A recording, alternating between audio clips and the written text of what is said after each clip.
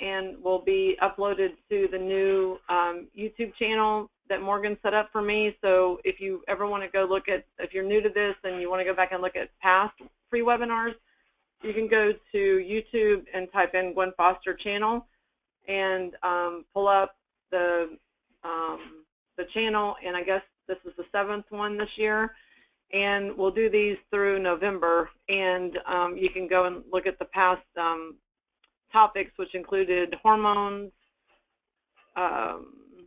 children's health. There was a part 1 and 2, toxins in general, stuff like that.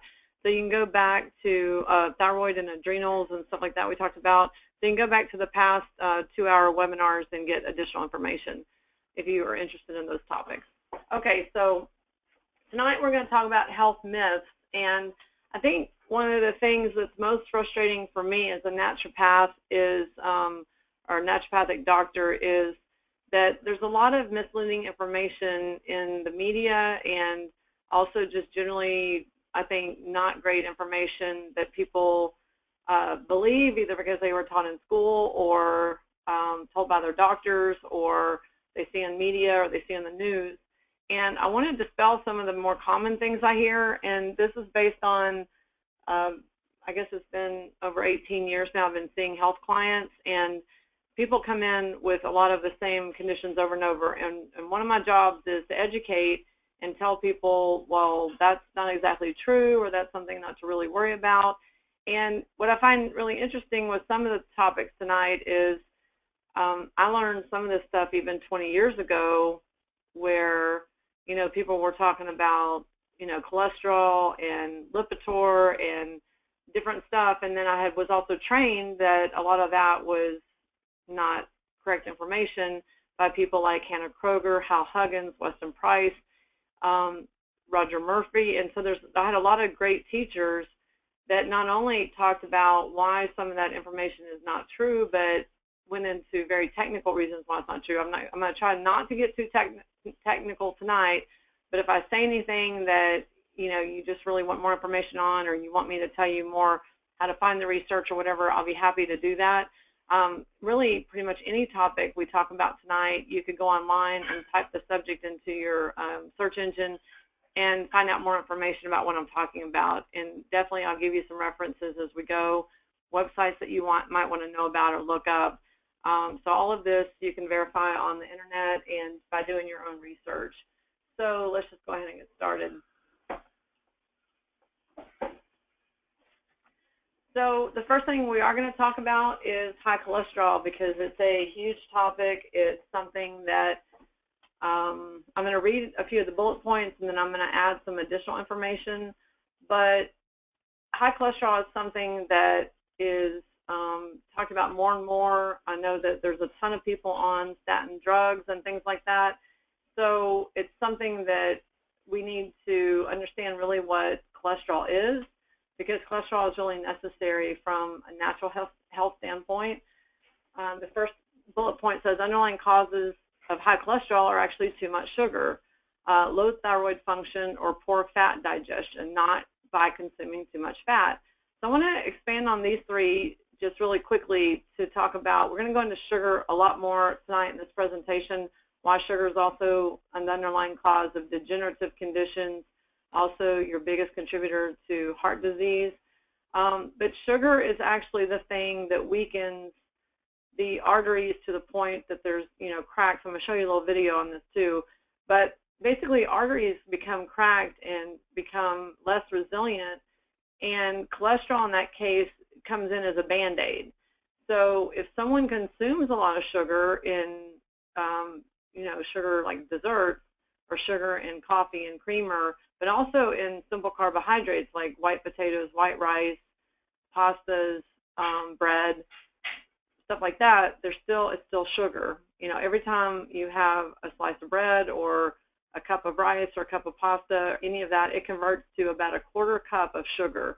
So that's something to understand, because we're not just talking about sugar, we're talking about anything that turns into sugar, basically a high glycemic food. The other thing about high cholesterol, and this is more predominant in women, but if you are a female and have low thyroid function, which means your temperature is under 98 degrees or under 98.2 specifically, then it's very likely you have high cholesterol. Anyone that has low thyroid function is more likely to have high cholesterol because their metabolism is too sluggish, which affects their fat digestion. So if you're a female and you've been told you have high cholesterol, take your oral temperature. We're going to get into thyroid tonight too. And if it's under 98 degrees or 98.2, then I would work on thyroid to address the cholesterol levels, not consider taking a cholesterol medication. And then the third reason for high cholesterol is generally just overall poor fat digestion. And poor fat digestion can be you have stress on your liver and gallbladder, you're in a state of what is considered biliousness, you have a blood type like other than O, like A, B, or B, that kind of predisposes you to not so great fat digestion. So blood type A, for instance, cannot easily go eat a ribeye that's laced with fat and then a loaded baked potato and then have some cheesecake. That would be a really horrible meal for blood type O. And if a blood type O is eating that way a lot, they're definitely going to have weight issues and they're going to have high cholesterol, because high cholesterol is, sorry, I think it's very touchy here. High cholesterol is something that's a side effect of something else. It's really not a condition by itself. And Carolyn, I saw your hand go up. I will check for questions in about an hour and come back. So if you have a question right now, go ahead and jot it down so you don't forget it, and I'll come back to questions. So poor fat digestion can be your blood type. It can be the state of your liver and gallbladder. It could be that you don't have a gallbladder because it's been surgically removed. Or it could be some other reason that you just have a hard time breaking down fats, like you don't have enough hydrochloric acid, you don't have enough digestive enzymes. You're eating foods that need too much, like eating too much fat, like too much saturated fat, too much butter, too much coconut oil. We're going to talk about those things under diet at the end, but it's important to understand that it's not just it's not really about fat, to be honest. If cholesterol is being produced in your body at high levels, it's generally to offset sugar, and we'll go back to that in the video in a second. Hormones are produced from cholesterol. So if people have low cholesterol, or artificially or not, like if they're taking a statin drug and they're lowering their cholesterol to too low, then what happens is they will have hormone challenges. And so if you have hormone challenges, you're going to have a whole other set of issues. So a lot of times when people are on statin drugs and they get their cholesterol way down low, they're more likely to be kind of couch potato-ish or have low testosterone, low libido, low drive, and so that's not good either. Hal Huggins and Weston Price said to eat real butter if your cholesterol is under 220. They said actually ideal cholesterol is 222. And some people think that that's nuts, but it was, if you go back and research this on your own, you'll find that cholesterol acceptable ranges lowered literally the month that Lipitor came out. So it wasn't considered high cholesterol at 220 until literally the month that Lipitor came out, and then they set a new standard and said, oh, we want all cholesterol under 180. And that was kind of weird timing, I think. But the thing is that if your cholesterol is too low, other things go wrong. You're actually more likely to have arterial issues, heart attack, stroke, hormone deficiency symptoms, and stuff like that. And, for a long, long time, people were talking about the heart-healthy diet and don't eat butter and don't eat this and don't eat that and don't eat fat and don't eat red meat and don't do all these things. Well, they've countered that now. It's not so much in the mainstream media, though. Like Time Magazine did do something a few years ago, and the front of the Time Magazine said, eat butter. And on the inside it said, why? Because the low-fat diet was linked to many, many, many, many health conditions that they didn't foresee happening. But there was no real scientific basis behind the heart-healthy diet, the one that said don't eat butter. But it's not just butter. It's meat fat and other good fats. Meat fat is a good fat. Butter is a good fat. Coconut oil is a good fat. Olive oil, flax oil, seed oils are generally good fats. So we want to clarify, we're not talking about saturated fats or corn oil or canola oil. We're talking about good fat. So there's also a distinguishment between good fat and bad fat. Generally, saturated oils, meaning they're very heated at very high temperatures, are generally not good fats. They are not good for you. They're considered the bad cholesterol, the bad fats in like a blood test. So you have HDL and you have LDL. And so it's important to understand there's good fats and bad fats. Okay, the next bullet point says cholesterol in the bloodstream is there to act as a Band-Aid to fill in the small cracks of the arteries caused by lack of good fats and eating sugar. Low cholesterol can actually lead to increased strokes and heart attacks. So if you can imagine a balloon, okay, just think of a balloon as your artery. It's actually kind of similar in texture. It's kind of supposed to be elastic. It's supposed to be able to move. It's supposed to be able to expand. It's pliable. But think of an old, cracked up balloon. And if you try to blow into it, it would just pop because the elasticity is gone. That's kind of like what happens when you have a stroke. But imagine the same balloon that has these little cracks in it because it's old and not been taken good care of. It's not lubricated by good fats. What happens is the body gets a signal to produce and stick cholesterol in the bloodstream from the liver. And when the cholesterol gets in the bloodstream, it goes in to fill the little cracks and holes that came from eating sugar and these high carbohydrate foods. And so in that case, cholesterol is the Band-Aid. And the Band-Aid is meant to keep you from having a heart attack or stroke. Well, what happens is people will take a cholesterol-lowering medication or even sometimes a natural product, but they didn't stop eating sugar. So the cracks and the reasons cholesterol is there to act as a Band-Aid in the first place have nothing's changed, but then they reduce their cholesterol, which is taking away their healing Band-Aid effect of cholesterol, and they're more likely to get a stroke or heart attack, which is directly opposite of what the media tells you or commercials or whatever. And so you don't want to do that at all. If you have high cholesterol, there's an underlying cause that needs to be identified and addressed. High cholesterol by itself is not a health condition. It is caused by the things I've already said, low thyroid, too much sugar, or poor fat digestion. Those are the main three causes.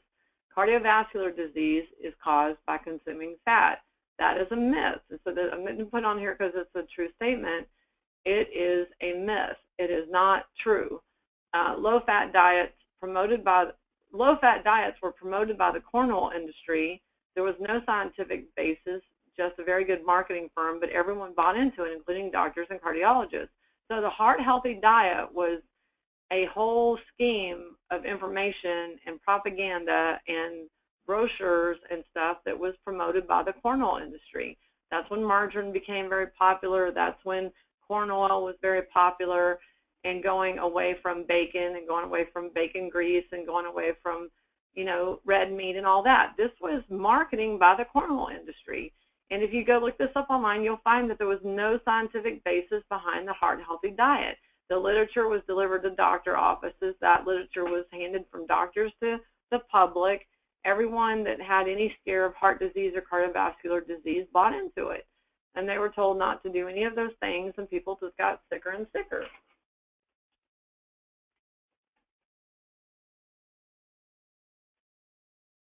Okay, the next bullet point is cholesterol is involved in the manufacture of hormones. I've already said it's a necessary part of feeling of well-being, including energy, drive, ambition, not being a couch potato. It's involved in seeing to it that red blood cells can get through tiny capillaries. It comprises a high percentage of our brain. Our brain is a high percentage of cholesterol. We have to have cholesterol to think clearly and to think straight and to focus and have memory. It's a highly functional part of cell membranes, especially the elasticity part. It can be altered in your bloodstream by removing dental silver mercury fillings. So it's saying that dental fillings can affect cholesterol levels.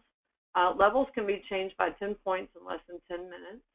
Testing equipment has as much as an 18% variation, and levels are influenced by family only one time in 500 relatives. So it doesn't mean, a lot of people say, well, it's genetic.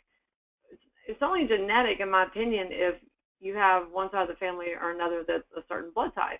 If you have mom's side of the family, they're all blood type A, and they have poor fat digestion, they're going to be more likely to have high cholesterol. It's not that it's DNA, it's not genetic, it's digestion. It's how the body breaks down fats. And so we're going to talk about that more also with diet a little bit later on. 90% of cholesterol is recycled, used for many functions. It's a precursor to sex hormones like estrogen, testosterone, progesterone. Sugar converts to cholesterol. It acts as a bandage, I've already said. Body makes 2,000 milligrams per day of cholesterol, and this is if it's not combating sugar. Calcium comes in to act as a cement. Inflammation starts the lesion, and sugar stress or lack of omega-3 fats causes the inflammation. So what this is saying is, this is something we're going to go to in just a second here. Eating fat doesn't increase your blood fat. This was a research study done that I'm going to click on in just a second, but this is what the study found. The study found that inflammation starts the lesion in the arteries, not cholesterol, and the calcium comes in to act as a cement.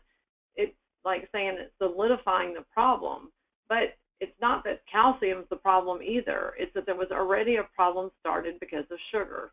And it says the sugar, stress, and lack of omega-3 fats actually causes the problem. So I want to go to, just click on this real quick, this article.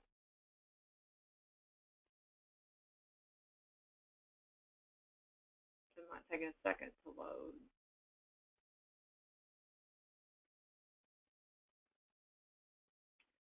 You can see the whole title there. It says, study was on doubling saturated fat in the diet did not increase saturated fat in the blood. That's where these 8 bullet points came from.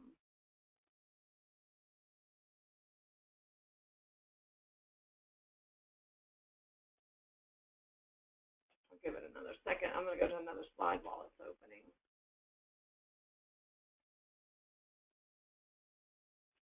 Maybe. There we go.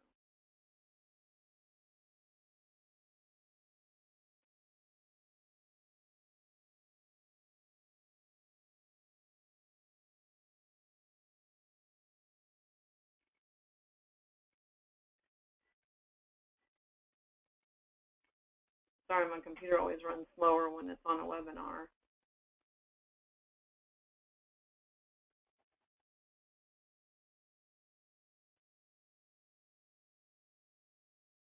I'm going to come back to that link just because it's taken so long. I am going to play 2 little short videos that I found on the internet to help explain what I'm talking about, and so I'm going to, they're both like just very short, like 5 minutes. So I'm going to start this one and check the volume. Oh, wait. Well,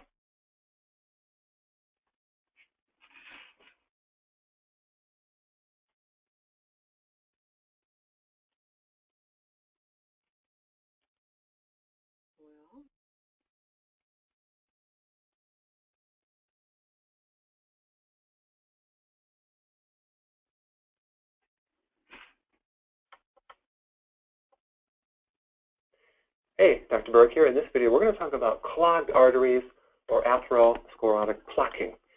There's confusion in that area in that most people focus on the cholesterol. They want to lower the cholesterol to avoid clogged arteries.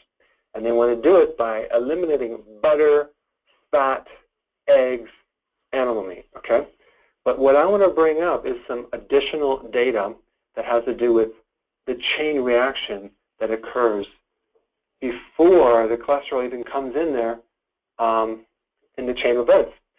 The first thing that happens is you get this thing called a lesion or an inflammatory state in the lining of the muscle and the artery. Okay, so it's a little tiny muscular layer that you get this inflammation. Now, in a vein, you don't get clogged arteries because you don't have those muscle contractions. Veins are a bit more passive. They don't have that contractile muscle tissue, so you don't have the situation. It's only in arteries. So you have this first thing that occurs with inflammation. Now, what comes next is the cholesterol. But cholesterol, the purpose of this cholesterol is to help heal that inflammation. It acts as a Band-Aid. That's what it's there for. I don't know if you knew this, but your body makes 2,000 milligrams of potassium every single day. Every cell wall is made from cholesterol. All your hormones, specifically sex hormones and other ones, are made from cholesterol. Or your body makes a lot of it. One egg yolk is only, I guess it's 300 milligrams. Your body makes 3,000. If your body makes so much, why is it bad? So the point is, it's trying to heal this inflammation, okay? Because you also get calcium formation on the same plaquing. So you have this cement that goes in there to try to heal it as well. And so we got a combination of calcium plaque, cholesterol plaquing, and fibrin plaquing. What's fibrin? Fibrin is a kind of like a connective collagen tissue, a fibrous tissue that helps seal off that wound, just like any scar would be. So we're getting scarring on the inside of our artery with these three things right here. There's some other things that accumulate too, like the polysaccharides. I'm not going to get into that. It's a little too confusing. But the point is that we must understand the first thing that happens is the inflammation. And then these things happen secondarily. So if we're going to come in later in the chain and start dropping calcium and fiber and cholesterol, did we really fix anything? Well, people say, well, I went on a plant-based diet and I healed my body. Well, that's because you healed the inflammation. And your cholesterol is going to come down because it's no longer needed to heal this. Let's talk about what causes inflammation. Stress, that's that cortisol, very destructive on the body. Stressful foods, junk foods, of course, and then insulin. That's all the refined grains, breads, pasta, cereal, crackers, biscuits, sugar, all that stuff. Our body, an average American consumes 149 pounds of sugar every single year. So that's a lot of insulin. Of course, that's going to create inflammation in your arteries. The desserts, the alcohol, that will do it as well. And also not having enough omega-3 fatty acids, that's like fish oils, things like that, flax oil. So there's a lot of things here that can cause it. Smoking can cause that, other chemicals in your body. But the point is that the real cause of a clogged artery is bad habits, creating inflammation, and then all these are just the things that, it's kind of like the icing on the cake. It's the thing that comes later. So now that you understand this, then we can actually get rid of these things and then watch this go down, because I'll have people tell me, I went on a plant-based diet, a vegetarian diet, and I got rid of my cholesterol and my clogged arteries. Well, I also have other people that went on a meat diet and got rid of the cholesterol went down too. Why? Because they stopped having the carbohydrates, the refined carbohydrates, the insulin. So that's some deeper data on the clogged artery mechanism. I'll see you in the next video. Okay, and then I have one other one actually that is one I want to play as well, because this has to do with egg yolks and butter, which a lot of people avoid because of the cholesterol scare. But I think this one's also very good at understanding the benefits of butter and egg yolks and why they're necessary. It's 3 minutes. Let's talk about the butter and egg yolk myth. Now, I know you were taught that you need to stay away from butter and egg yolk because it's going to clog your arteries and cause heart attacks. But in fact, that's what I was taught too, but it's not actually true. It's a myth, especially if you consume grass-fed butter. Now, there is a vitamin, vitamin K, that has two different versions. You have vitamin K1 and vitamin K2. Vitamin K1 is from plant sources, and that actually helps you clot. Okay, and that's a good thing, because if you didn't have this, you would bleed internally. Vitamin K2 actually has a different function by making bones, making strong bones, making teeth. So it helps transport the calcium deeper into the body. So vitamin D helps drive the calcium into the blood. Vitamin K2, with the help of other vitamins, pushes it into the bone itself. So if you're deficient in vitamin 2, you get a higher level of calcium that doesn't make it all the way, and you start getting calcification of your arteries. Yeah, that's a deficiency of vitamin K2. So basically, the source of vitamin K1 is from plant source like spinach and vegetables, but you also have vitamin K2, which doesn't come from vegetables. It comes from the animals that eat the vegetables, especially the animals that eat the grass. So the main two sources of K2 are egg yolk and grass-fed butter, not corn-fed cows that then make the butter, but cows that actually eat the grass. You can also find vitamin K2 in goose liver, if you can find it. Okay, so that's the benefit of egg yolk and butter. I consume a lot of egg yolk, and I've been doing it for 25 years. I eat 4 eggs every single day. My cholesterol is really good, and I'm very, very healthy. So I used to crave butter as a kid. I used to eat just a whole pound of butter, and apparently I needed this nutrient to help mobilize my calcium. And younger kids need it too because they require more calcium. Okay, so then the other thing I was going to mention about this is that the vitamin A in grass-fed butter is 3 times more effective than fish oils. Yeah. And the vitamin D in grass-fed butter is 100 times more effective than commercial vitamin D. So that's interesting. So again, you don't have to be scared about consuming butter and egg yolks anymore because they're totally safe. Okay? So I hope to help and start applying this information. Okay, so I think that that's really good information as well because there seems to be a lot of questions about this right now. I'm going to just pull out of this for a minute and check on you guys before we go into thyroid. So Gaia asked a question, do blood type O's have more trouble breaking down fat? No, blood type O's are the blood type that does the best with fat as long as they have a healthy liver and gallbladder. Blood type O's are the ones that can eat the beef and buffalo all day long, digest it, eat pretty much anything fat and not have a problem unless there's a liver gallbladder influence. So blood type O's generally have a very hearty digestion to break down that stuff where the other blood types do not. Margarine is basically, well, it's corn and corn oil that's refrigerated. And then if you go with the low-fat margarine or corn oil, it's basically not even a food product. If any of you have ever taken, this is a question by Gaia as well, if you've ever taken like a low-fat margarine and put it on bread and like, put it in a skillet, it's almost like creates like a Teflon coating on the bread. It's not a real food product. And if you read the label on like a no-fat or low-fat, like butter substitute, it can be pretty nasty.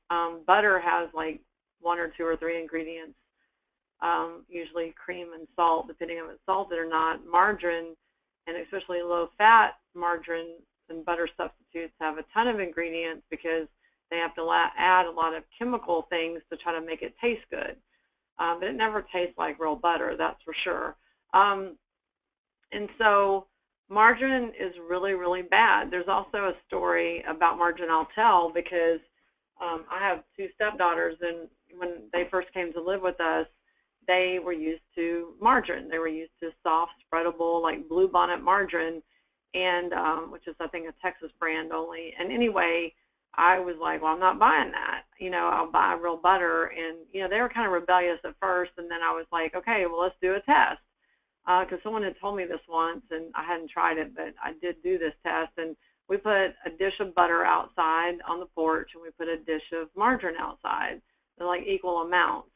And I told them, animals will not eat margarine. They're smarter than humans, and they will not touch it because it's not really a food. And so, the girls didn't believe me. They're twins, and so we put the dish out. All the butter was gone the next morning by who knows what ate it, and the margarine wasn't even licked. There wasn't any margarine missing. So we left the margarine outside. We did it again because they thought that was just fluke, like whatever got full on the butter and didn't eat the margarine. We did it 3 different occasions. All 3 occasions, the butter completely gone, like a stick of butter, and the margarine still sitting there untouched.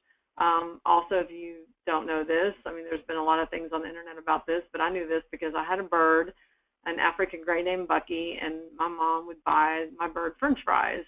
and Bucky liked really just holding the French fry because it was like a nice, convenient shape, I guess, and he would like dig into it and eat the potato from the outside. But it was interesting because he would eat it like a piece of corn.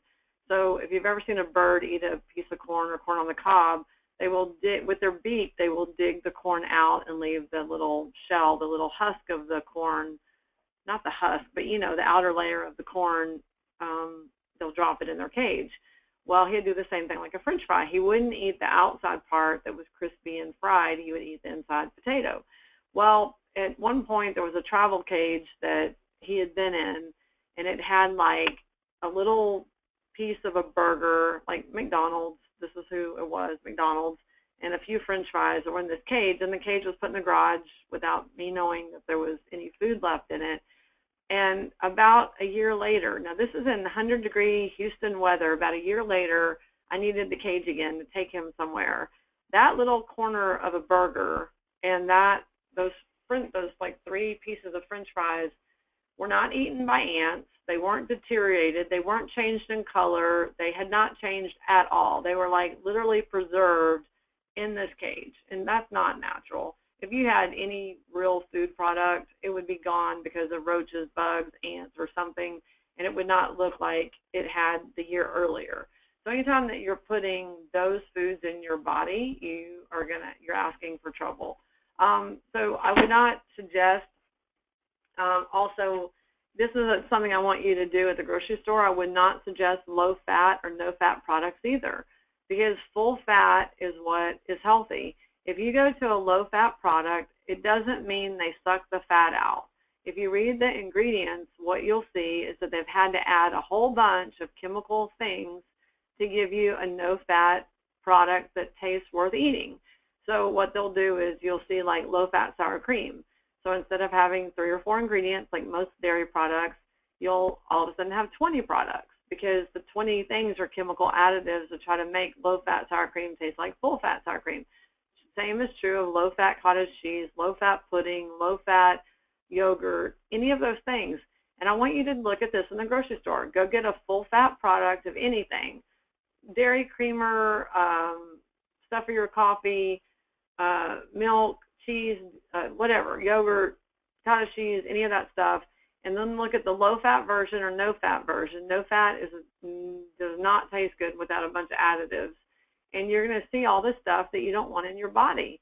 And what they have to do to replace the fat, and what they're saying in these videos, and what I'm trying to tell you tonight is, you need the full fat to make your brain work right, and to make your arteries healthy, and to make your skin healthy. It's absolutely necessary for so many things. Paleo diet is big right now, and it has been big for a while, and it's because it's like giving permission for people to get fats back in their diet, you know, where they went to this heart healthy thing. Morella is asking, what if you have a milk intolerance? Some people do have a milk intolerance, like a lactose intolerance, and there's a few possibilities. You can do goat or sheep products, generally okay. If it's a lactose or lactase problem, you can take a lactose enzyme, you know, like something to help break down, or you can still get a milk product without lactose, like lactose-free milk. But I found that when people eat real butter, or especially ghee, even if they have a milk intolerance, they generally do okay with it. They may not do good okay with milk, but they might do okay with like grass-fed. The one that's here is that Irish brand. I can't think of it right now, even though it's the one I buy. It'll come to me. But you know, you want to go for the grass-fed natural butter, not the pasteurized, because the one that has a little Irish symbol on it, the Dublin whatever butter, it is grass-fed, and you want to look for unpasteurized if you can find it.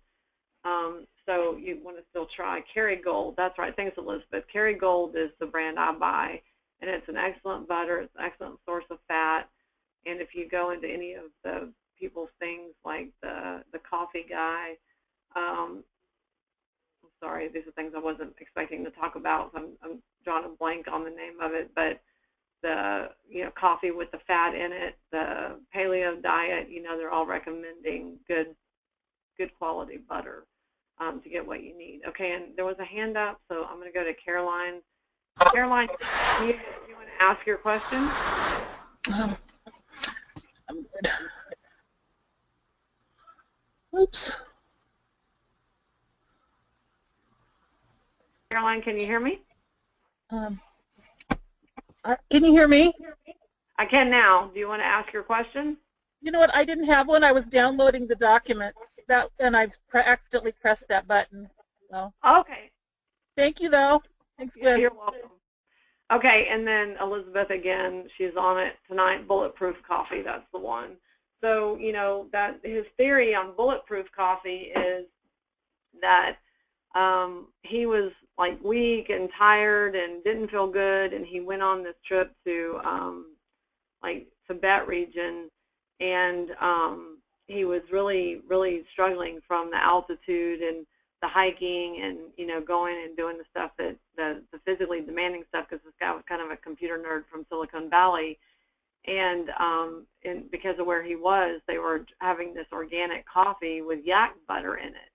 So it's, you know, like homemade butter from a yak, which would be like, you know, I guess a hairy cow. A yak would be different. And after a few days, not only was he doing okay with the altitude, but he felt better than he had felt in like 10 years. And so when he got through with this trip, he was feeling like $1 million.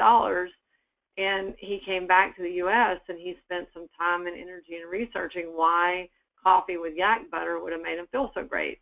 And then he created some products that have to do with very high omega-3, kind of like some of his stuff is like coconut oil on steroids, and then the yak butter, and then the organic coffee that's not, you know, processed with chemicals. And some people feel great on it, you know, because they're getting, I don't think it's the coffee, honestly. I think it's that they're getting the full-fat butter, because he recommends the Kerrygold. And then I think what's happening is people's brains are starting to work again. You know, they can think, they can concentrate, they have focus. All these things that they might have been missing as far as brain function for a while are coming back. So then, you know, the whole process becomes more popular. Okay, so we're going to get into the next topic tonight, which is thyroid. We're going to come back to sugar in a minute too. But this is something I talk about a lot with my clients. It's probably between this and cholesterol the two most commonly talked about subjects of things that are misconceptions with health and myths. So it says blood tests are accurate for measuring thyroid function. This is a myth.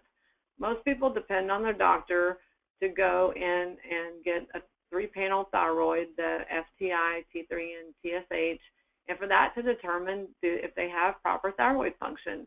And this is so far from the truth that I just cannot emphasize enough how important it is to understand that that little 1, 2, or 3 thyroid panel test that your doctor is running is basically totally useless.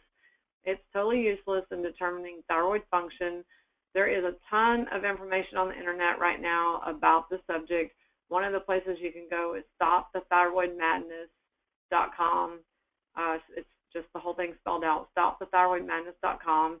And there's some great books by people that I know personally. One of them is Dr. Mark Starr, and it's type 2 hypothyroidism, which is what he calls when blood tests say you're fine, but you have all the low thyroid symptoms.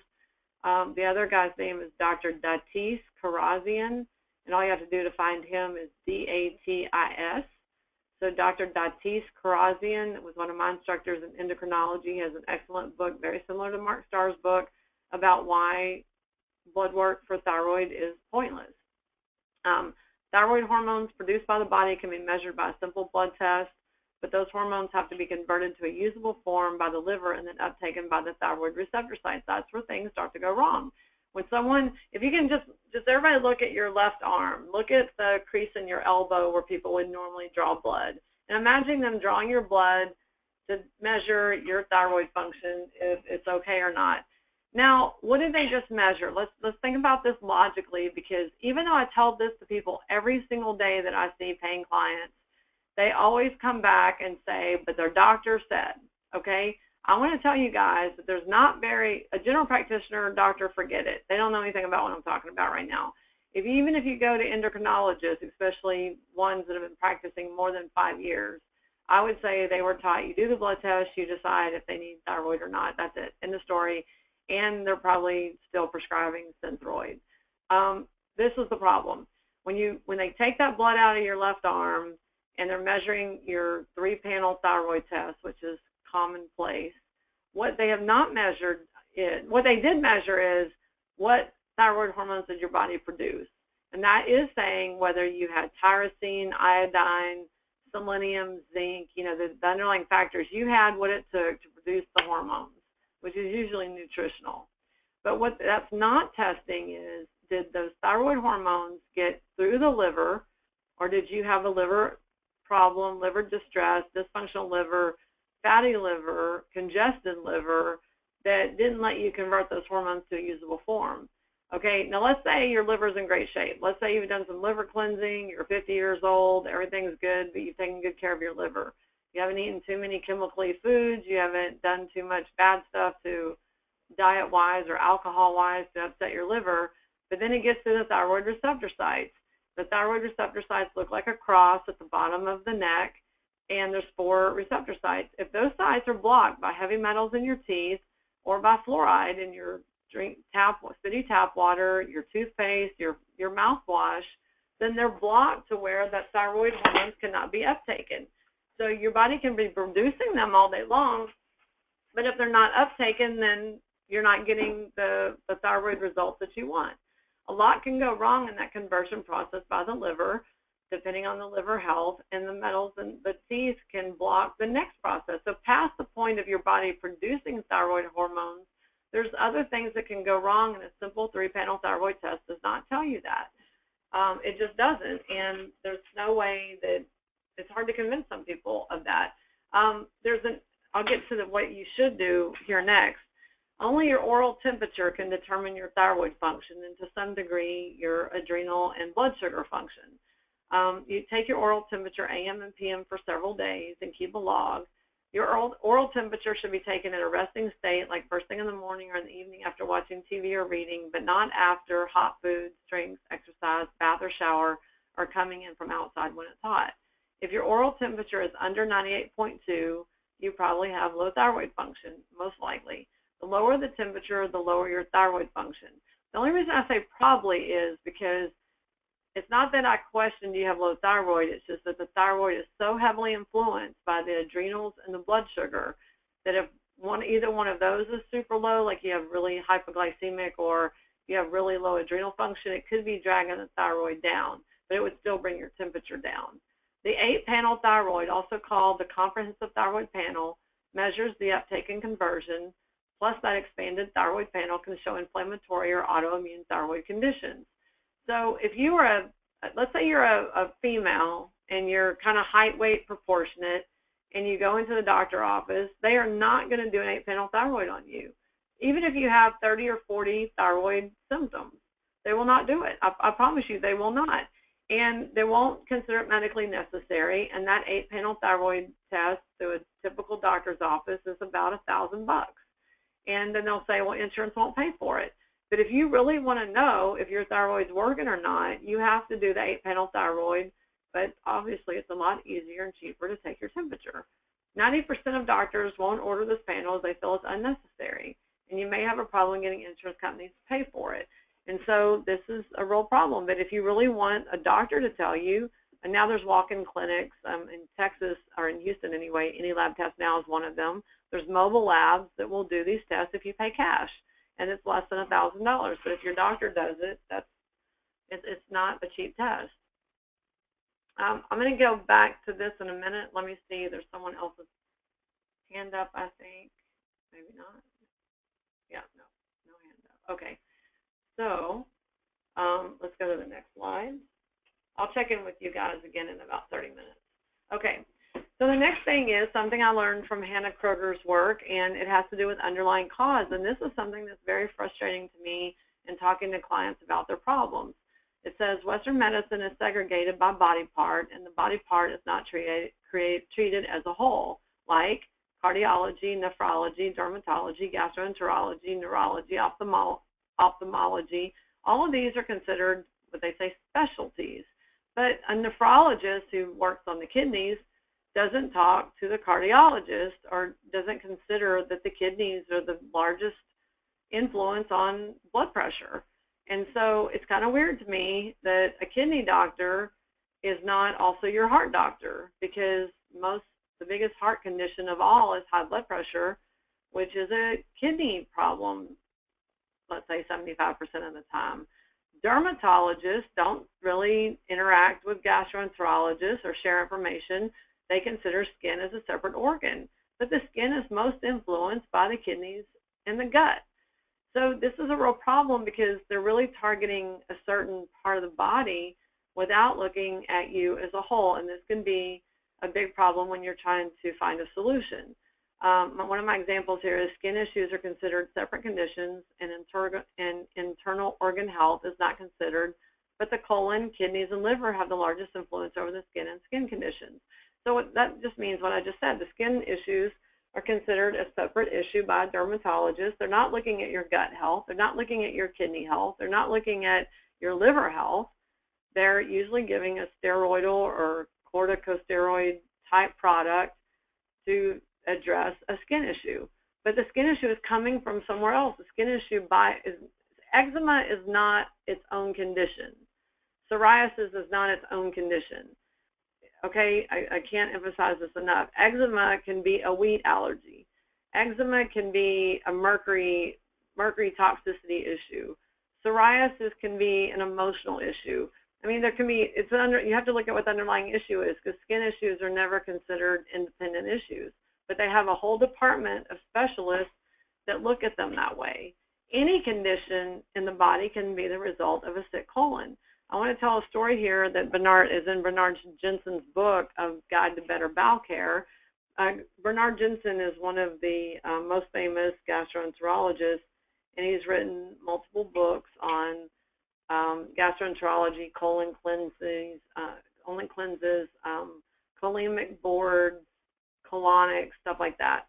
And in his late in his career, he says that he couldn't understand why when someone had a sick colon, they would have many, many other conditions that sometimes were rectified after colon surgery. So he gives some examples in the book how people have been paralyzed and come out of a colitis surgery and they weren't paralyzed anymore, or they had had chronic migraines and they had, let's say, colitis or ileitis or something. They come out, have, you know, that foot or two of impacted or you know, backed up or sick colon removed, and they wake up from surgery and the migraines are gone. He never could understand it, even though he saw it all the time and got feedback from clients. He never understood it until late in his career. He went to a continuing education class, and he had been to so many continuing educations like doctors have to do, that he ended up in a fetal, like a embryology course that was a continuing education having to do with embryology. And he really did it because he was kind of bored of listening to the same old thing over and over. And this is where he got his answer, because in the womb, the embryo is, the first thing that emerges out of the embryo is a feeding gut tube. And the feeding gut tube is very small, like the size of a pea, and then it gets bigger and bigger, and that's where the nutrition comes from the mom. But out of that feeding gut tube, everything else emerges. Out of that feeding gut tube, everything else emerges, but there's that original membrane around, you know, that the colon is, that it is around the eyes, ears, nose, fingers, legs, arms, kidneys, liver, you know, like whatever you want to call it. So when you have this membrane that's the feeding gut tube, and then out of that everything else emerges, that original colon membrane is around everything in the body. It's connected to everything. So if someone has constipation or a sick colon or colitis or ulcer, that kind of stuff, it can literally affect everything else. That's why the colon has to always be dealt with first. If someone has constipation or history of, or if they have, you know, a history of diarrhea, or they have malabsorption or stuff like that, it can literally lead to every other condition in the book, and it has to be addressed. Chronic pain, for instance, another example of these underlying causes is chronic pain is many times a result of congested kidneys, especially chronic shoulder pain, neck pain, hip pain, knee pain, and feet pain. It's almost always the kidneys. But pain is considered like a separate issue, you know, like, oh, we have to treat the pain, but they're not treating the underlying cause. And so this is a big myth, too, that all these conditions are separate. Like the big ones I see on, I think it's on the next slide. Let me just see. Oh, yeah. Okay. Here's some examples. High blood pressure is treated by a cardiologist with drugs. When one drug doesn't work, another drug is added. Some people are on 5 to 10 blood pressure medications daily. The underlying cause is never identified nor corrected. This creates a lifelong dependency on prescription drugs. The high blood pressure could be caused by stress, diet, acidity, poor kidney function, poor liver function, too much sugar, being overweight, etc., which are hardly discussed or corrected by conventional medicine. In fact, there's no discussion about these things in conventional medicine. They're not saying, hey, cut out all the sugar and let's see what your blood pressure does. They're more likely to blame it on fat or salt. And salt can be bad, but not natural salt like sea salt or Himalayan salt, but your body needs salt. Salt is very important and necessary. Actually, I didn't put that in this presentation, but that's another myth, is salt. I'll just talk about that for a minute right now since I didn't include it. Natural salt like sea salt and Himalayan salt is necessary for animals and humans and everybody. Salt is super, super important, but this does not mean sodium chloride, which is like Morton's table salt, or your salt that's in shakers at restaurants or in restaurant food. That's sodium chloride, which is a chemicalized salt. We're not talking about that kind of salt. We're talking about natural salt like sea salt or Himalayan salt. It's essential for health. In the whole world history of everything, before there was refrigeration, before there was any way to preserve, before there was, electricity, people used salt. People used it to cure meat. People used it in things to keep them good during travel or chuck wagon days or whatever. It also was in salt licks for animals, which animals don't get anymore. They get pharmaceutical licks, which are like antibiotic licks. So it was only with this introduction of pharmaceutical kind of pseudo salt licks that we started getting mad cow and aviary and the swine flu and all these other toxic conditions of animals in these huge livestock facilities. They're not given salt anymore. And so, they're more likely to get sick, just like humans are more likely to get sick. Salt, natural salt, is a natural disinfectant. It kills parasites, it kills fungus, it kills a lot of things, bacteria, and if we're not eating salt, we're more likely to get the every little thing running around. And if we were getting good natural salt with our foods, we'd be less likely to have to worry about parasites from pork and parasites from sushi and, candida overgrowth and all that stuff. It's a misconception to avoid salt.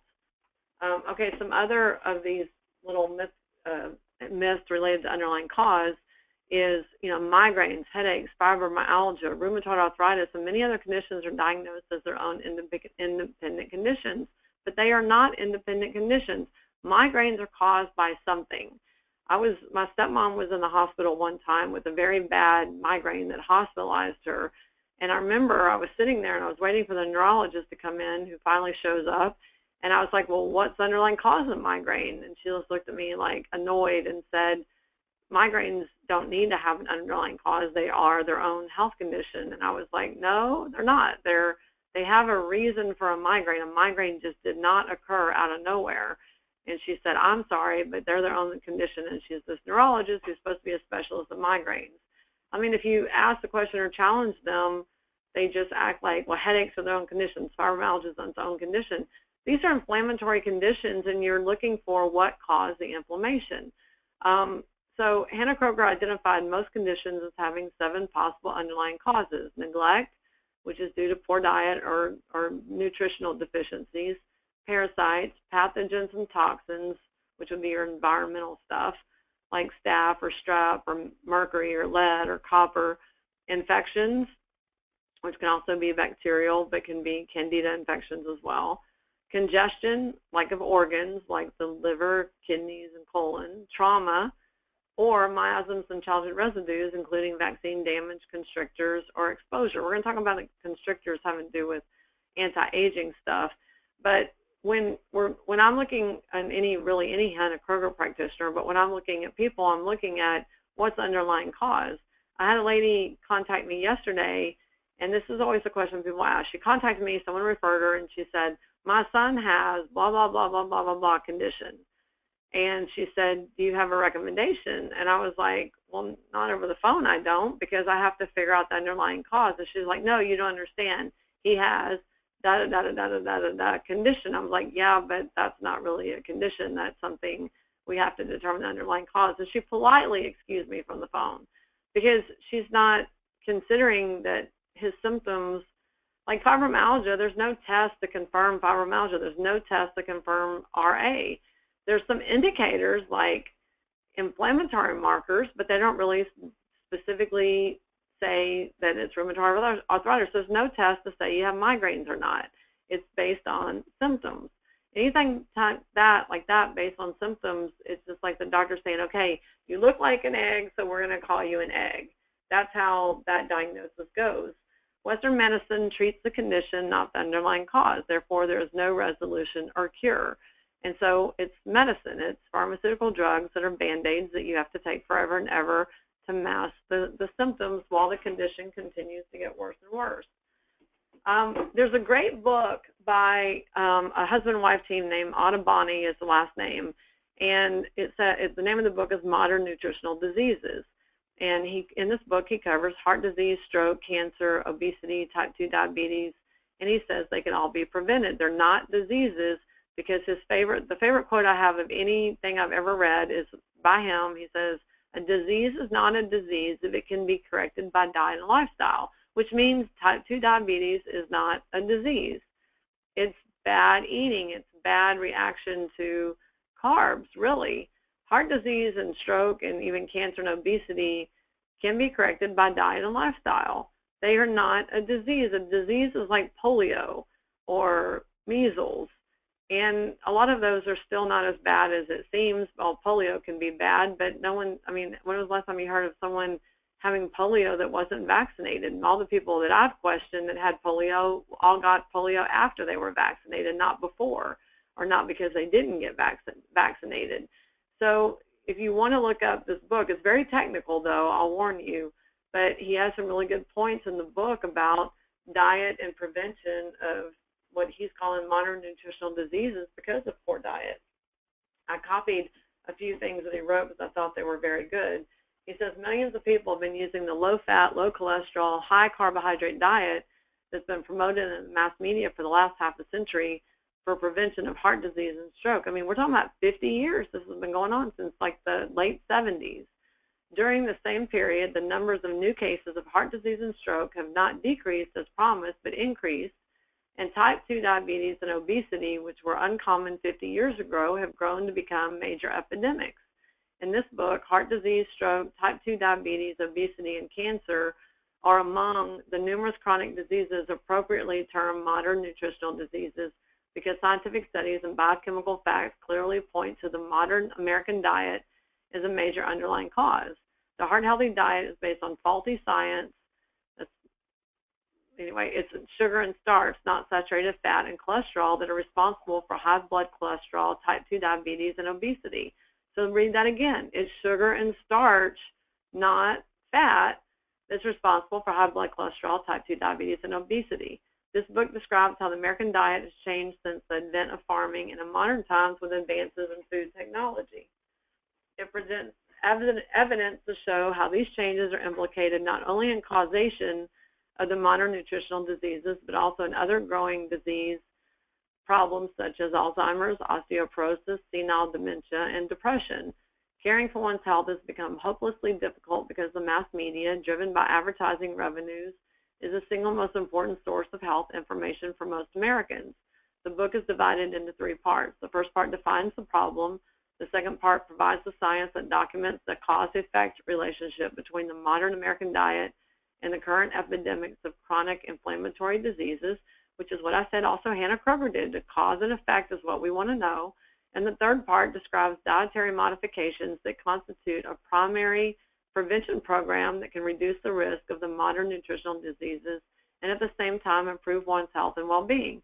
Alice and Fred Ottoboni are both public health scientists who, prior to retirement, had worked for many years investigating and preventing diseases in population groups.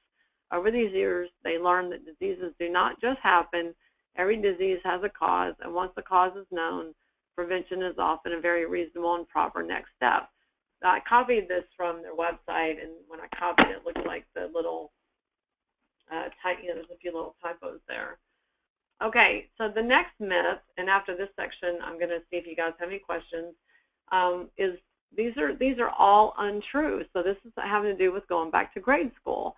The food pyramid posters that were at least in the U.S., I see one or two people not in the U.S. on the call tonight, were distributed by the American Dairy Association and have no scientific basis whatsoever. They were also a marketing strategy, just like the corn oil industry came out with a heart-healthy diet, encouraging daily consumption of dairy products for good health. They wanted to make sure that every American had 2 cups of dairy a day for good health, and those posters were a marketing advertising campaign, and those posters were distributed to every, like 100 copies to every school in America. I remember being a kid in like 4th or 5th grade, and that poster was like gospel. I mean, it was up on the wall, and the teacher talked about it, and you had to learn it, and you had to like be tested on it. Dairy and grains, both promoted by the food pyramid charts, are highly allergenic and adulterated foods. Cow, dairy, and grains are the top 2 food allergens of all food allergens, and cow, dairy, and grains, especially wheat, are major avoid foods for various blood types. And this is all, remember, marketing. If someone says, well, I'm supposed to drink milk because of the food pyramid or the basic food groups, there is no basic food groups. We're going to talk about diets a little bit later on, about no 2 people are the same. There's not a one-size-fits-all on this anyway, but most blood types cannot do grains, wheat grains in particular, or dairy, cow dairy. And so it's important to understand that a food pyramid would not make sense anyway, because it's trying to say one size does fit all, and it's not true. Okay, now we're going to get into degenerative conditions. So no one's asked another question, so I'm going to keep going until I see a hand raise or a question come through. Okay, so in the definition of degeneration is the progressive decline or breakdown of normal function. It's important to understand what degeneration means, because it's a big aspect in what's considered aging type conditions, like conditions that people are normally expecting like after 40 or 50 years old. And it's kind of funny because in this section you'll hear people say, oh yeah, well everything goes down here at 50, or oh yeah, well that can be expected after 50. These are those conditions. The number 1 cause of degenerative conditions is insulin resistance. 64 to 93% of the U.S. population, most significant contributor to premature aging and all its related diseases. Not only sugar, but highly glycemic foods and starchy carbohydrates are linked to all conditions listed. It says above, but it's below. I changed the order of this.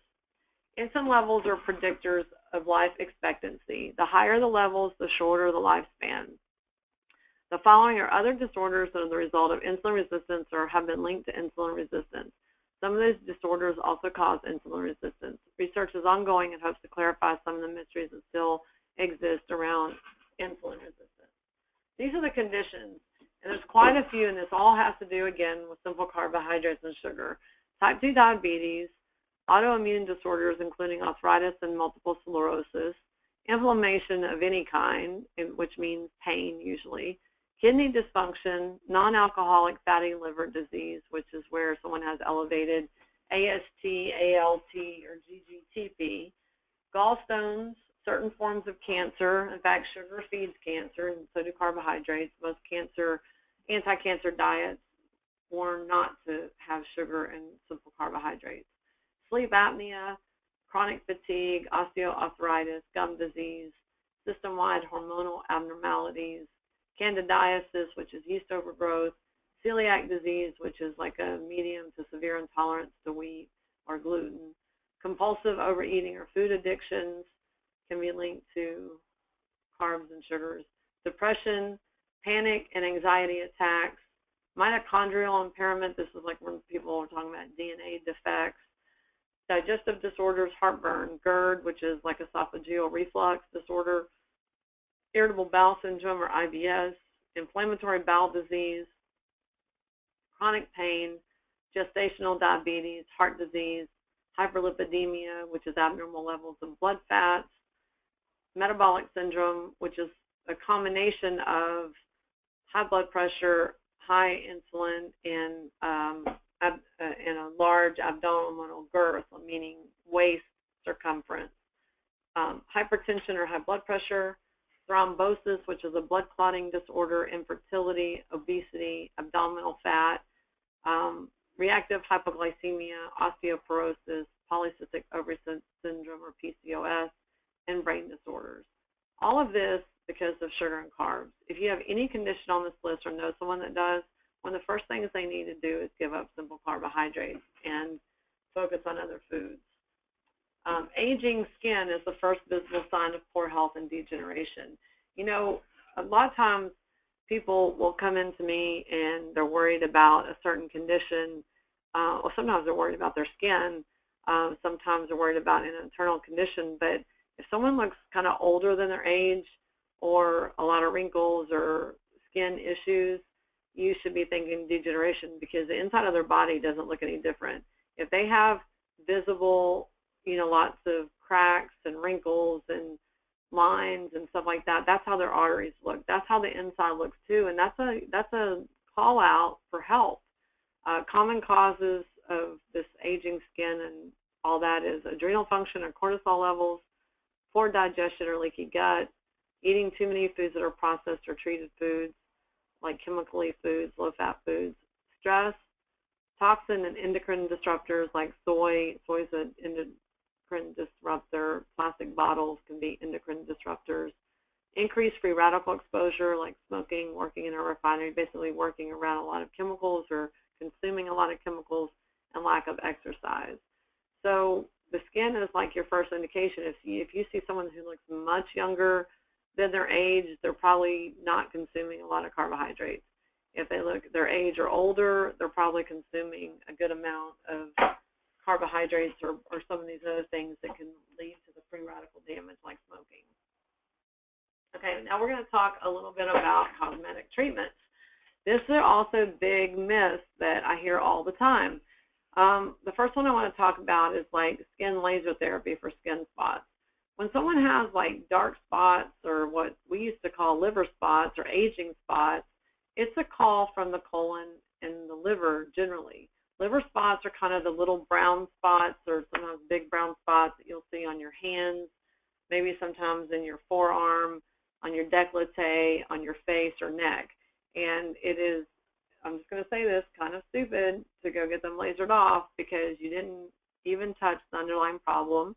You go spend a bunch of money, sometimes up to $1,000, and guess what? In a year, they're going to come back because they're coming from the inside. Spots on the skin are a sign that there's a problem inside the skin, and lasering them off is not the solution. You should do colon cleansing, liver cleansing, even possibly kidneys can affect skin spots, and so it's important to do systemic work on the inside to keep everything clean and running well. The next one is Botox and other injections. There's just no way that I can emphasize enough how bad these products are for the body. You're basically injecting yourself with botulism and other chemical constrictors like bee venom, snake venom, scorpion venom. These things have different venoms in there because venom goes in as a poison and plumps up the skin. You know, people put it between their eyebrows, like if they have that little line there, sometimes in the chin, sometimes around the lips, sometimes under the eye, because it's that plumping, and you see in some cases really bad jobs where they look puffy or inflated. I see this sometimes on TV on young people. There's a few shows that I see these people who are like, I know one of them, I'll just tell you what the show is, and if you watch the show you'll pay attention, is the Blue Bloods. And there's that daughter of the one actress, and you know, she looks like her age, she looks normal for a while, and then all of a sudden she looks weirdly puffy. And it's like, now why would someone her age get injections? But she's obviously got injections because she didn't gain weight. Her face and her lips and around her eyes looks weirdly puffy and out of proportion. But it's not the look that's the problem. Some people like that look for some reason. But the bigger problem is that you're injecting poison into your body. What Botox can do long term is cause constrictive type issues like heart pain, chest pain, TMJ, restless leg syndrome, basically a constricting or tightening of areas because that's what constrictors do. Constrictors are any kind of venoms coming from insects, snakes, bugs, stuff like that, and this venom is taken out. And then the botulism, if you just logically think of what Botox is and thinking, would it be a good idea to put botulism injected into my body? I would say not. Okay, the next one that's a really bad thing is eye lengthening mascara. Eye lengthening mascara, and so we'll talk about other anti-aging products here at the same time. Eye lengthening mascara can throw women's testosterone levels off completely. And when a woman is showing, the reason it lengthens your eyelashes is that, well, not just the mascara, but also the pills, those pills that you take for long lashes, is it's driving your testosterone levels up. Well, what condition is tied to high testosterone levels? It's PCOS, polycystic ovary syndrome. So for the sake of beauty and long eyelashes, you're creating a new problem in hormone imbalance. And I've been doing hormone testing for about 15 years, where I do saliva kits for hormones where people are measuring at the 3 estrogens, progesterone, testosterone, DHEA, adrenal function, and pituitary function. And only within about 18 months have I seen this weird trend. And I've never seen this before, or maybe so random that I didn't catch what was going on. But what I'm seeing is these weirdly high testosterone levels without really true PCOS symptoms. The other thing I'm seeing is these estrogen and progesterone levels that are off the charts, like immeasurable off the charts. It's like it's higher than someone who's taking compounded hormones. You actually, I don't think, could take enough compounded hormones to get these levels. And I was like, the first time I saw this, I was like, wow, that's weird. And I called the lab to make sure it was accurate because it didn't have a number. It just showed like the maximum number they could show. And they have endocrinologists on staff, and the endocrinologist said, well, let me just say that this has to be from an anti-aging product because let's say the range was 100 to 300. This woman's actual number was like 40,000. And he said that is not possible. But what's happening here, most of these women are presenting with hair loss.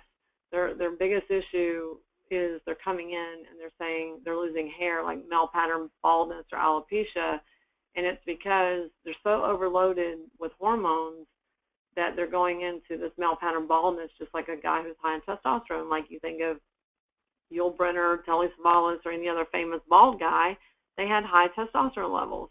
Well, when women get high testosterone levels, they get male pattern baldness, just like men do. Other anti-aging products that, you know, the way they work is they have hormones added to them, and these hormones are in the form of urine. So when you buy these look younger serum products, they're loaded with urine-based hormones. And these hormones can be from other types of animals like horses, or like Permin or Prempro is like horse estrogen. They can be hormones coming from people, like from urine samples taken from porta potties or whatever other urine collection points. But they're throwing people off. In one lady's case, she was someone who used completely all natural products, and I mean everything was like whole foods. She wasn't using Estee Lauder, Clinique, Revlon, nothing. And she kept saying that she wasn't using anything that would be doing that, and she didn't really use products on her hair. So it's also kind of a misconception to think just because it's at Whole Foods that it won't contain added hormones, because that's not what Whole Foods is about. Whole Foods is, you know, trying to avoid MSG or trying to find good gluten-free products. They're never saying our products are hormone-free. So that's also a myth in itself. The other myth is like another woman I had, we had her eliminate everything. You know, like the lab was willing to retest her, and we said, okay, no products, nothing, no soap, no hairspray, no nothing. And her test came back almost identically the same. And the lab said she didn't not do something. I mean, there's something she kept doing, or that wouldn't have come out like this, because the body will work out these hormones eventually. And so I questioned the lady after talking to the doctor again, and she said, well, the only thing I used, and she didn't tell me this at first, was this one I believe it was the Estee Lauder lipstick, and it was like a really creamy red lipstick that she always wore and refused to leave the house without it. And the lipstick was, you know, in their anti-aging line, like aging defined or whatever. So anyway, we had her not do the lipstick, redo the test, and her levels had come down. So it can be lipstick, it can be anti-aging moisturizer, it can be products that don't even say anti-aging, but they're meant for, you know, like your serums and your, and it's not even high dollar stuff. Sometimes it's cheaper products because urine is pretty cheap to obtain for these pharmaceutical and cosmetic companies. And then the last myth under cosmetic treatments, this, I don't know if this is a myth, it's just more something I don't really recommend because people don't really understand what it's doing. There's certain injections, and I think some people might call it even a certain type of sculpting, but definitely there's injections involved, where what they're doing is they kind of suck out the fat. It's kind of like an alternative liposuction kind of thing. But what they do is they suck out the fat, and then they inject this certain product in the body. And it was used in South America for at least 10 years before it was approved by the FDA here. But what I'm hearing from people that had it done a long time ago in South America is that those injections are basically plasticizing the part of the body where the injections are. So let's say you had like a big tummy or, you know, somewhere in your body, let's just say the tummy. So you get the liposuction done, and then they inject this part of the body with these fat-blocking chemicals, and it plasticizes that part of the body. So the claim is you won't get fat there again. Like it's a permanent fix for fat in that area. What they're not telling you is that fat's going to accumulate somewhere. So if it can accumulate where normal fat accumulation would be, it's going to weirdly accumulate somewhere else. So if it can't accumulate in the lower gut area because that's where you hold your weight, it's just going to start accumulating on the sides of the hips or in the inside of the thighs or in the breast or somewhere else. So it doesn't, those products don't really permanently prevent fat from accumulating. What they do is make it just go somewhere else. So I knew a lady that had this done on her arms, and she was always kind of big on the upper arms, and she had this technique done, and what started happening was the fat couldn't accumulate there anymore, so it started accumulating on top of her shoulders, and it looked like she had these big shoulder pads on, like a football player, and it was fat that it started accumulating in an area that's weird that fat would not normally accumulate. So this is also usually a bad idea. It's going to make you look weird and distorted, and then what do you do about that? You can't really, like, you know, exercise that off. And having to do with body fat, I want to go just back to the thyroid in the very beginning of the discussion for a minute, is if someone has low thyroid or poor fat digestion, they're going to be more likely, or their gallbladder has been removed, so the liver-gallbladder interaction as well, they're going to be more likely to accumulate body fat or cellulite, even if they're eating pretty well, even if they're on a restricted diet, or even if they're not eating much fat at all. Because remember, sugar is your biggest culprit there. And so if someone has those three issues, specifically low thyroid, poor fat digestion, or a liver gallbladder combination not working great, then even skinny people can get cellulite. You know, they'll get the dimply stuff, that's cellulite on the legs, inner thighs, stomach, breast, upper arms, and it's hard to get rid of. But this is still a sign that there's something wrong in those three processes: thyroid, fat digestion, or liver gallbladder function. You guys are doing really good. We'll see if we get done a little bit early tonight, depending on if there's very many questions. We're almost done. There's a few things here I want to talk about with diets, but I want you guys to be sure if you have any questions about anything so far, or even if it's on something else that you've heard in the media about something that you're confused about, like a misconception or something like that, where you're getting kind of contradictory information, be sure to ask me tonight, because I can at least tell you what my opinion is, or if I know something about that. So this is another big misconception with people about diets. One size does not fit all. That's why the food pyramid poster could have never worked, because it wouldn't be the same for everyone. I want to talk about the most common diets that I know about, and the one misconception about don't eat after 6 p.m., because I want to talk about who these would work for and who they generally are not going to work for, because this is also a big issue. So vegans is so misunderstood. Some people believe it's beneficial to be vegans, and it might be for some people, but vegans this doesn't generally work well for blood type O's, for example. It does work better for blood type A's.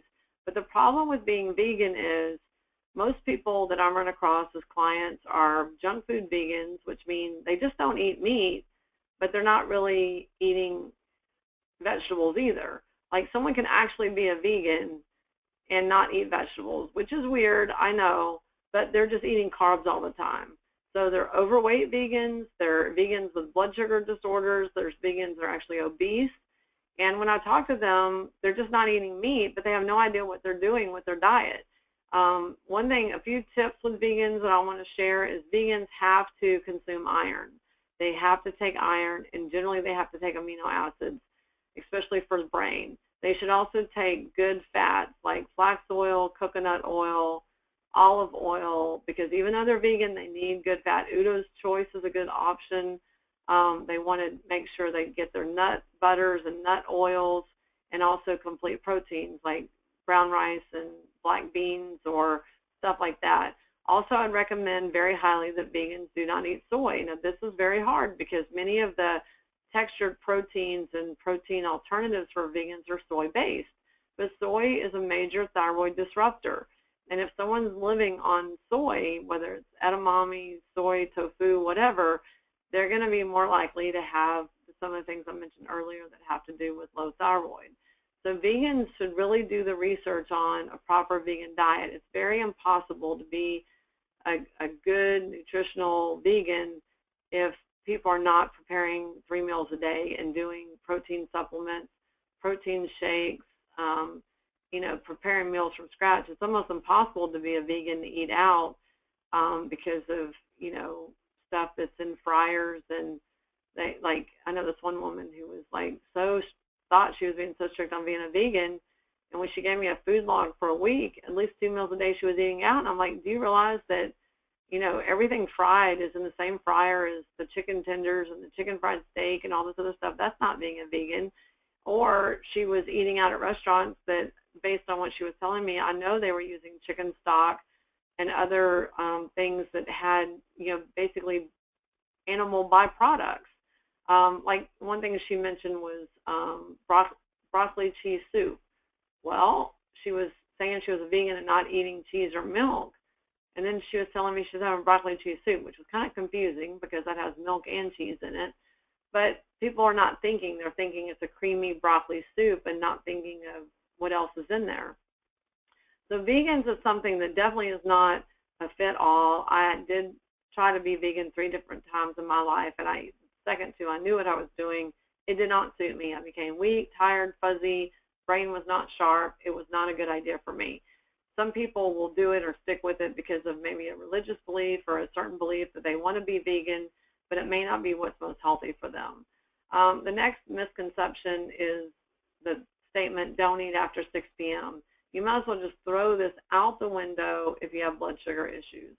If you have blood sugar issues, you have to eat after 6 p.m. because you can't eat at 5 or 6 p.m.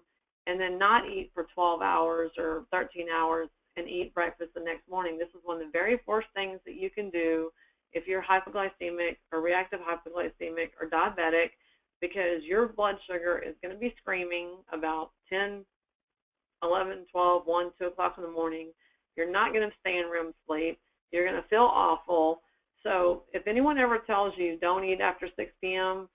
and you're hypoglycemic, you need to just ignore them. Like, that is bad, bad, bad advice for someone with blood sugar issues. Also, if you have blood sugar issues, I'm not suggesting that you go have cereal or a cookie or ice cream. I recommend you have some protein, some, meat, like leftover from dinner, cheese if you don't have a problem with cheese, nuts, jerky, eggs, like a boiled egg, something like that. A small amount, not a big second dinner, but enough to keep your blood sugar stable. It's super important to keep your blood sugars stable. The next diet I want to talk about briefly is blood type.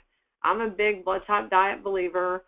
I've seen it work over and over and over to help people's health, especially with very specific health conditions. It was one of the things that helped me like 20 years ago. That diet's been around that long. It makes sense to me because of digestion. The blood type diet is really misunderstood because most people think that he's saying you're allergic to wheat or you're allergic to cauliflower or peanuts or whatever. That's not at all what he's saying. He's saying that certain blood types are better or worse at digesting certain foods than others. So he's not saying that all blood type O's are allergic to corn, wheat, dairy, peanuts, and all that stuff. He's saying that we don't have the proper digestion to consume them, so they become inflammatory. Blood type O's, for example, should avoid those things: corn, wheat, dairy, peanuts, pork, shellfish. They're just not great for us. And so, and then each blood type has their own thing. But it's not always one type fits all either. It's still possible if you're a blood type O and it says you can eat oats, that you could still be specifically allergic or sensitive to oats.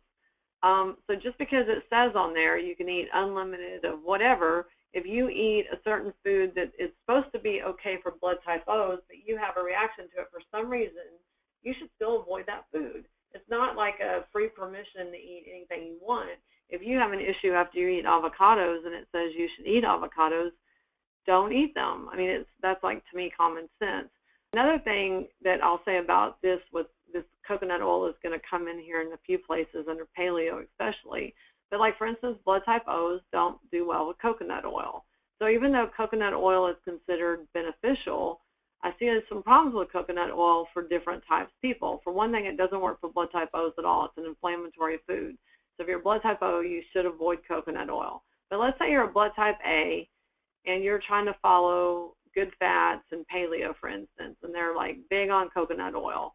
Well, the problem is if you have these factors that we started out talking about, low thyroid, poor fat digestion, or liver gallbladder problems, you cannot eat all the coconut oil you want because you have other things going on. So generally, a diet for a specific person or blood type is dependent on everything working okay. If a person is going with a paleo diet, many blood types will gain weight on paleo because you're all of a sudden getting all this butter and all this coconut oil and all this fat that people have been avoiding, and you can't break it down or digest it, especially if you have those three conditions, again, liver, gallbladder, thyroid, or poor fat digestion.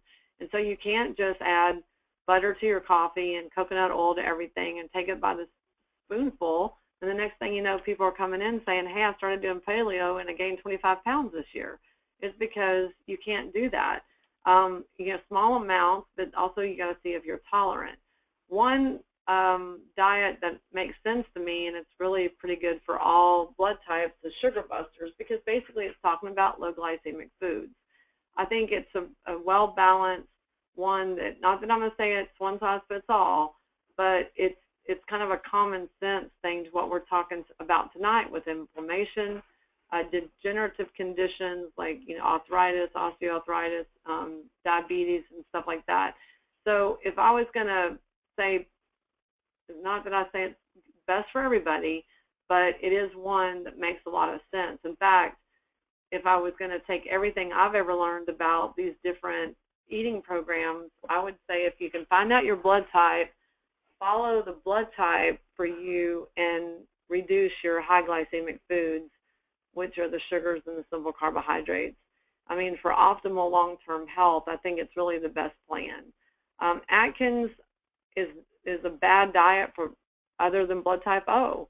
Blood type O's will lose weight on Atkins because you're eliminating all sugar and simple carbohydrates, but a blood type A will gain weight on Atkins because they can't eat all that fat and protein and pork skins and cheese and all that stuff that they say is okay. So Atkins is another good example of one size does not fit all. It is good for blood type O's, but not the other blood types.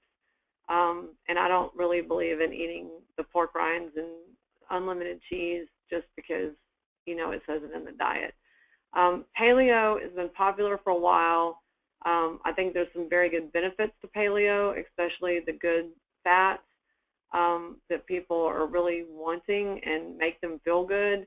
I think that what people, I guess, get surprised, paleo is a little difficult in eating out. It's very hard unless you're going to a paleo restaurant, which can be very expensive. If someone's going to consider doing paleo, they almost have to prepare their meals at home. But what I'm finding with paleo is that it's all except blood type O again, that generally people feel better, but they're gaining weight. So if you're doing a diet to feel better, to get back all those good fats that you've been putting off, then paleo can make the brain work better, it can make people's skin better, it can make them feel better, but they might gain some pounds because depending on how much fat they're consuming. But I think it's about balance. I think what happens with paleo is they say, well, coconut oil is good, and instead of having a tablespoon of coconut oil a day, they're having like a cup of coconut oil a day, literally. Or they're just doing too much of the fat. They kind of get permission and they just go a little bit crazy. Okay, and then fasting is the last one on this subject I want to cover. Fasting is not good for everybody. I think it can be good for everyone, but you have to kind of be healthy already to go into fasting. If you were sick or run down or, well, first of all, I wouldn't recommend water fasting to anybody. That it can be very dangerous. But if someone's doing like master cleanse or a fresh juice fast or fresh juice and vegetable fast, I think they can be really beneficial for cleansing and for giving the body a break. I just don't think you want to go from a sick standpoint, like chronic fatigue and all that, and you'd want to maybe ease into that. You know, like, I don't think, again, it's good for everybody. I think that if someone's very severely hypoglycemic or something like that, it would not be a good idea for sure, because they're going to need those proteins. So once they get out of the hypoglycemic thing, and especially reactive hypoglycemic, once the blood sugar levels are more normal, once the thyroid and adrenals are more balanced, then fasting might be a good option. What happens with fasting that can be a problem is that your blood sugar can be so crazy with fasting that if you don't know what you're doing, you can pull the thyroid and adrenals down with it. So if the blood sugar crashes, you're going to pull the whole endocrine system down. And I love fasting personally. I do it a few times a year myself. I've done a few 21-day fasts, but it was definitely a preparation to do that. It wasn't like I just woke up one day and said, okay, I'm really sick and tired, and I'm going to go ahead and not eat for 21 days. So I just wanted to mention that because a lot of people ask me about fasting, and I would never let someone whose vitality level low go into fasting because you need energy to even go there to begin with. Okay, so that's the end of what's on the actual presentation. I'm going to see what you guys have put in the questions, and if you haven't asked a question, please do that now, and I'll read your questions, and like I said, we may even finish like 15 minutes early. So Gaia says, keto diets are out now and touted on Dr. Oz, but my nutritionist said that diet's very bad on the kidneys. Yeah, I would agree with that. I think, a lot of diets can be fads, and the problem with them is that they don't even know for sure what the long-term effect would be on you. And I kind of steer clear of those diets anyway. And some of the diet, like if someone's in a ketosis type diet, you can get there pretty easily without having the sugar and carbs and fruits too. That's not a bad thing because you're eliminating the simple carbohydrates. But when someone is doing too much, meat, like this is the problem with Atkins, is, it's like unlimited steak, unlimited bacon, unlimited hamburger meat, unlimited, and not smaller portions, that can stress the kidneys, so that is true. So you'd have to definitely stay hydrated, and they have to balance out all that meat with vegetables, but the low glycemic vegetables like asparagus, broccoli, Brussels sprouts, and stuff like that. They're not supposed to have beans. They're not supposed to have pastas or rice or the simple carbohydrates. And I don't think ketosis is bad for like a few weeks, like to kind of kickstart the metabolism and maybe to lose some weight kind of quickly. But you don't want to be on that for like 6 months because it can definitely put stress, on the kidneys. But I don't think it's bad for short term. But the bigger issue is understanding. People will talk themselves out of ketosis because they don't want to give up carbohydrates completely. And you got to remember, fruit is in that category because fruit is very high in natural sugar. And I'm not saying don't have fruit, but when people give up carbs, the thing they tend to go to is fruit. So they'll say, oh, I gave up simple carbohydrates and sugars or alcohol, and then I'll see when I do the scans on people, I'll still see that there's a blood sugar imbalance. I'm like, well, how much fruit are you eating? And they'll went to like 6, 7 servings of fruit a day, and that's way too much.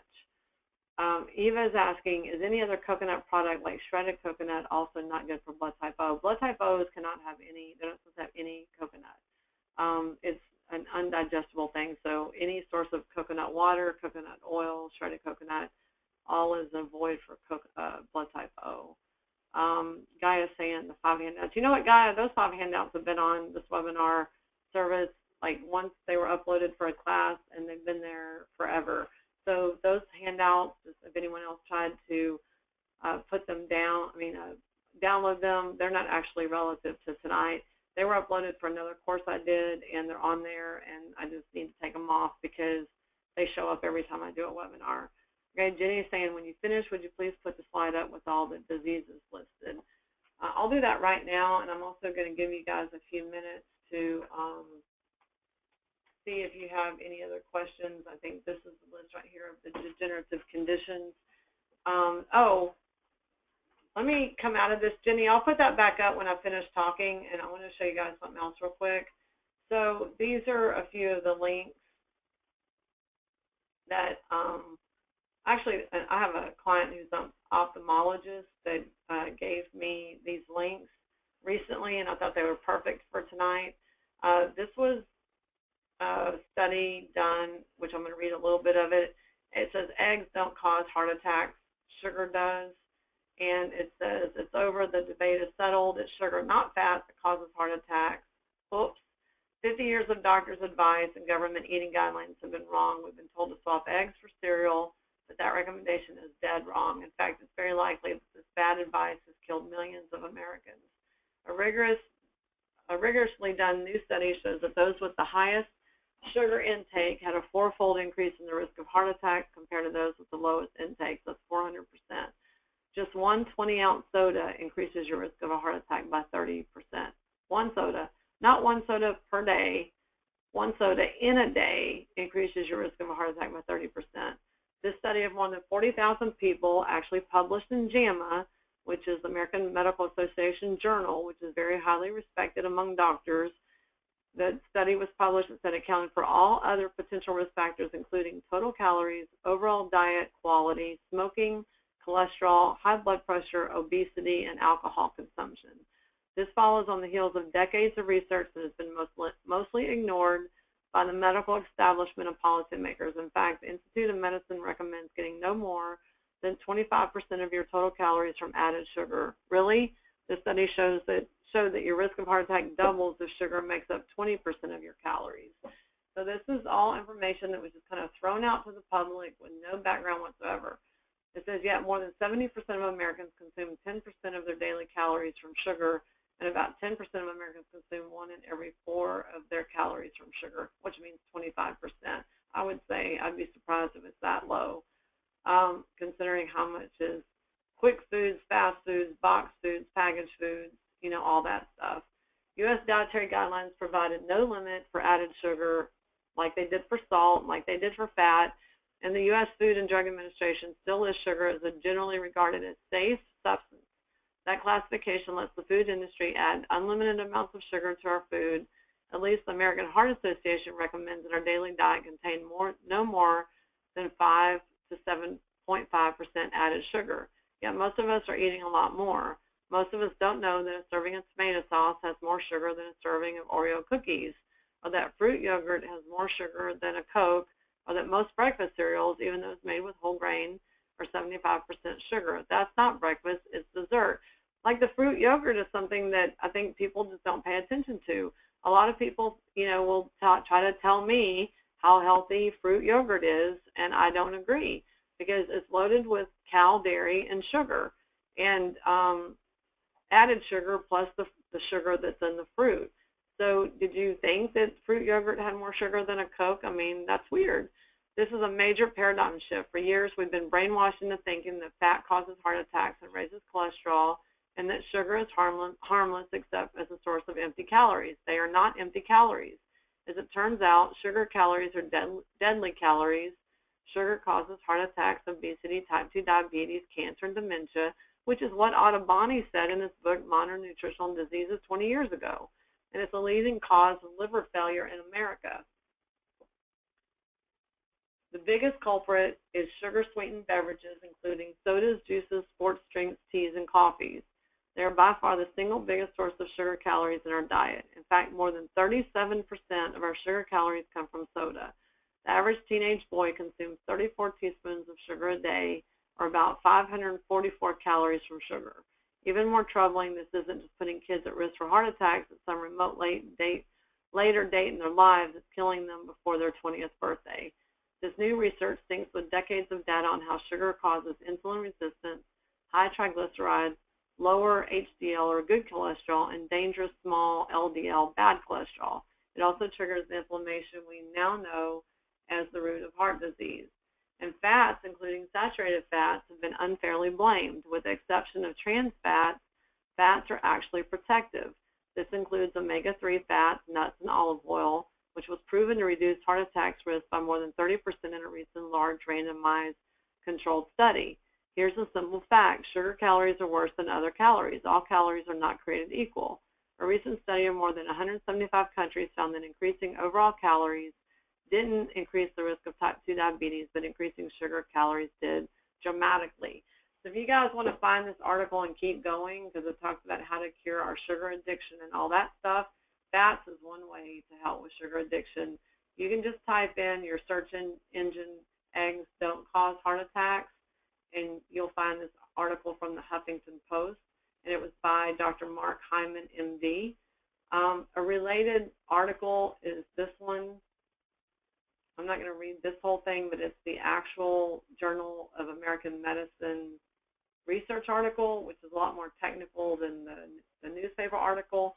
But this is the abstract that Dr. Hyman was going from. Hold on.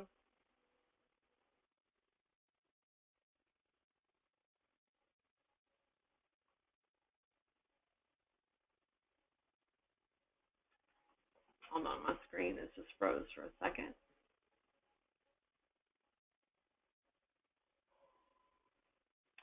This one was the actual research study done, and this was, I think, a few years ago, 2013, and the topic says added sugar intake and cardiovascular diseases mortality among U.S. adults. This was a very large study group. And this was not in mainstream news. This wasn't on the, I didn't see it, well, I don't watch that much TV, but no one sent this to me. If I didn't get this from the ophthalmologist, I still wouldn't have this study. So you can find this too, this added sugar intake, the actual research article that is done by JAMA, and then this is done by a medical doctor. So if you want to try to convince people that you know that, you know, what I'm just saying, and this was just done June 28, 2016, so that's very recent. Okay, I'm going to go back to this for Jenny about these conditions. This is all related to sugar intake. We have about 10 minutes till 9 Central Time here. Someone's hands up. Let me see. Karen. Hi, Karen. How are you?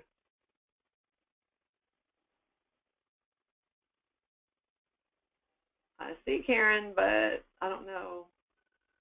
Oh, Karen, it says that you've muted yourself, so I've unmuted you, but if you can figure out how to unmute yourself, you'll be able to talk freely now. How's that? Oh, yeah, now I can hear you. How you doing? Excellent, thank you. It took me a long time to log on because of, you know, well, anyway, are you going to post these slides? Yeah, this recording will be posted. One thing I put out earlier, it'll be posted over the weekend. I have a new and I know that you know a lot of people might want to add some comments to anything I've said. Sorry, Gwen, it's breaking up a little. Okay, Karen, I'm going to mute myself, which sometimes will make your end sound better, but let me know if you have anything you want to add, because I know you have a lot of information that could also be helpful.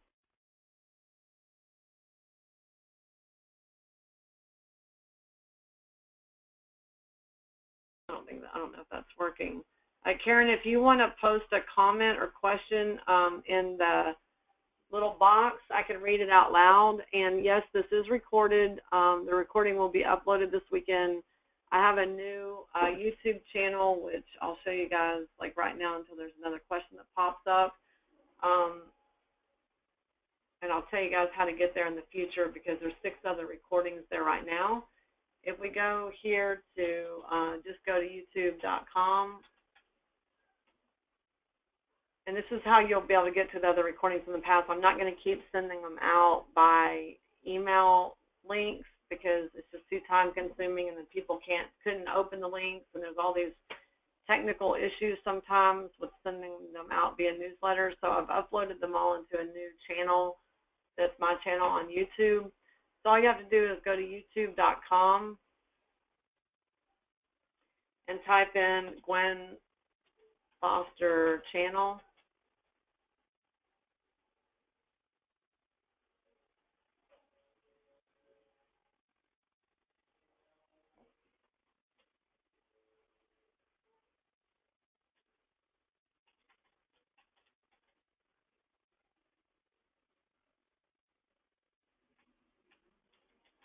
I don't know why it's so slow. Okay. And then after you type in Gwen Foster channel, you'll see my picture here, the 4th one down. It usually shows up as the 4th one down. And then you just click on the channel, and you can subscribe. If you subscribe, then every time I upload something, you'll get a notification. And you'll know that a new video has been loaded. But these are the ones that we've done so far. First aid and acute symptoms, detox, weight loss, and other goals. Children's Health Part 1 and 2, Brain Power, and then one on hormones. So there's another one, What Makes Your Hormones Hum. So you can go watch these, and this weekend, this one tonight will be uploaded, which is Health Myths, and you can watch them at your convenience. Most of these are 2 hours. I think one of them is like an hour and a half. So this is how you can get that information from now on, and it will, if you subscribe, you will automatically get notification when a new one's loaded. Otherwise, if you registered for the monthly webinars, you'll get a reminder every month, the day before and then the day of, so you know what to, remind you to get on. I don't have a topic right now for August, but the next one as far as the live event will be the 2nd Tuesday of August, which is Tuesday, August 9th. And each time the topic kind of comes up from what clients are asking or what's going on here at my office. And if you have something you'd like me to cover that would be kind of a 2-hour topic, feel free to email me at gwen@gfia.net, and I'll consider doing it if it's something that's enough information for 2 hours. I'm going to put my contact information back up. This is how you can contact me for if you have a topic you want me to cover in a free webinar, or if you have a question or want to set an appointment for a health scan or get some specific information for yourself. Okay, well, it doesn't look like anyone else has any questions, so I'm going to leave this up for a few minutes, and I'll go ahead and stop the recording.